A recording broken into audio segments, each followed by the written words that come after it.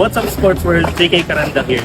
Nandito ako ngayon sa Ayala Triangle Garden sa Makati kung saan mangyayari ang World Pole Vault Challenge bukas.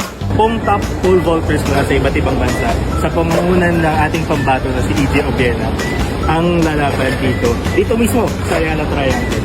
It's amazing. So far, so good. We're hoping for the winner to hold the ring, and I think everybody's looking forward to jumping tomorrow. On the personal side, this is a dream of mine for quite some time. Makikita natin dito mangyayari yung jumps nila bukas. Pero bago yan, kanina nagkaroon muna ng meet and greet ang pole vaulters at si EJ Obiena.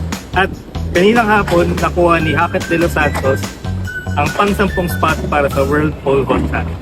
Honestly po, hindi po ako excited masyado sa competition na to kasi parang mas na-excite akong manood at makita yung mga big names po pole vaulting, and hindi ko po inaasahan na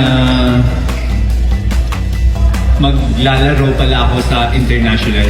So sinabihan ako ni Coach na reserve mo yung energy mo for tomorrow.